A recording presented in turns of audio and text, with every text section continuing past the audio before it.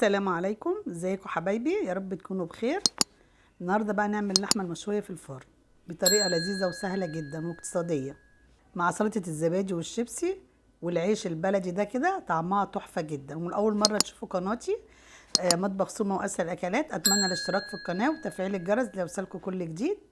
شايفين بقى اللحمه مستويه وجميله جدا. يلا بقى بينا على الطريقه.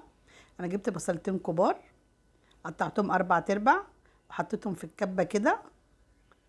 بشغل بقى الكبة وبنعم البصل دوت ناعم جدا، عشان طبعا انا باخد ميته ما باخدش التفل. وفضيت بقى البصل في مصفى، شايفينه ناعم ازاي. وبحطه بقى في المصفى كده، وبعد ما حطيته في المصفى بضيف معلقة صغيرة ملح، وبقلب البصل مع الملح وبركنه كده على جنب. وابتدي اجيب بقى طماطمتين كبار وقرنين فلفل احمر واخضر وبحطهم برضو في الكبة. بشغل بقى الكبة عشان انعم الطماطم والفلفل دولت ناعمين جدا، عشان هاخد برضو مية الطماطم مع الفلفل. كده بقى بصفي بقى الطماطم بعد ما ضربتهم في الكبة. شايفين بقى ناعمين ازاي. بصفي بقى الطماطم والفلفل كده عشان اخد ميتها.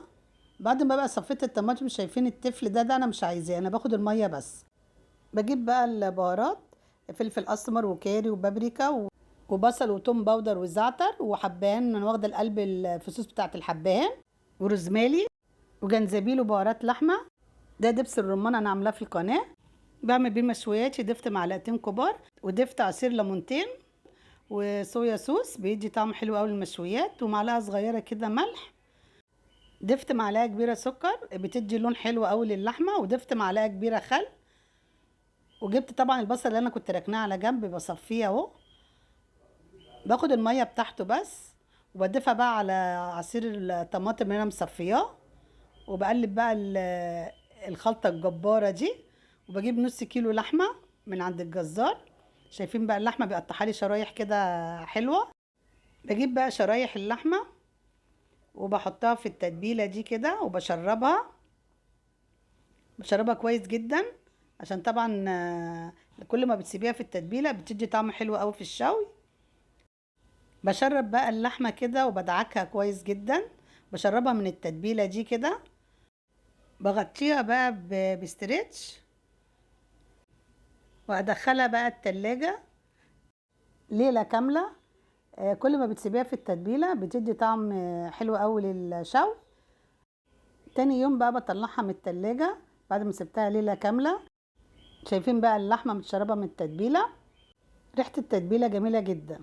كده جاهزة. بجيب بقى الصينية، دهنتها نقطة زيت صغيرة، وبدأت بقى أرص اللحمة. برصها بقى كده جنب بعض بالتساوي كده. شايفين بقى جمال اللحمة بعد ما اتشربت من التتبيلة الجميلة دي. بعد بقى ما رصيتها كده في الصينية، شايفين بقى شرايح اللحمة متشربة من التتبيلة ازاي. باخد كبشتين من التتبيلة بحطها على اللحمة عشان مدخلها الفرن، ما ازودش ولا مية ولا حاجة، هي منها فيها كده بدبلها. كده جاهزة صينية اللحمة المشوية. 7 10 دقايق اكون بقى مولعه الفرن على درجه حراره 180، واحطها في الرف الوسطاني تقعد نص ساعه او ساعه الا ربع. اسيبها في الفرن كده لحد ما تستوي. اكون محضره سلطه الزبادي. جبت 4 خيارات غسلتهم كويس جدا وقشرتهم. ببشر بقى الخيار بالمبشره عشان تبقى ناعمه، مبقاش فيها حتت مقطعه تخينه. بشرتها وجبت فص توم بشرته. لما ببشر فص التوم مع الخيار بيدي طعم حلو قوي مع سلطه الزبادي. قلبت كده الخيار المبشور مع التوم المبشور. حطيت نص معلقة فلفل أسمر وربع معلقة صغيرة ملح، وقلبتهم كده مع بعض. جبت بقى علبتين زبادي، وممكن تحطي زبادي بلدي برضو بتدي طعم حلو قوي لسلطة الزبادي. بفضي بقى علبتين الزبادي على الخيار والثوم المبشور. بعد ما فضيتهم بقلب بقى سلطة الزبادي دي كده مع الخيار والثوم. الريحة بقى جميلة جدا. كده بقى سلطة الزبادي جاهزة. شايفين بقى الجمال وريحتها جميلة جدا. ادخلها التلاجة لحد ما اشوف اللحمة كده بقى طلعت اللحمة من الفرن. شايفين بقى اللحمة مستوية ازاي، واخدة اللون الدهبي الجميل، وريحتها خطيرة. السوا بتاعها مظبوط، وطعمها لذيذ جدا، اكنها جاهزة. ايه رأيكم؟ ممكن بقى تزينيها بقى كده بالخضرة. ده بقى الشكل النهائي للحمة. ايه رأيكم بقى في الجمال ده؟ اتمنى تجربوها بنفس الطريقة دي وبنفس المقادير. يلا بقى نفضي سلطة الزبادي في الأطباق. سلطة الزبادي بقى ريحتها جميلة جدا. بعد ما فضيتها في الأطباق بزينها بقى ببابريكا أو بقدونس حسب رغبتك. ايه رأيكم بقى في اللحمة الجميلة دي؟ مستوية ايه؟ طعمها لذيذ جدا. أتمنى الفيديو ينول إعجابكم، ولايك وشير للفيديو. يا ريت تشتركوا في القناة.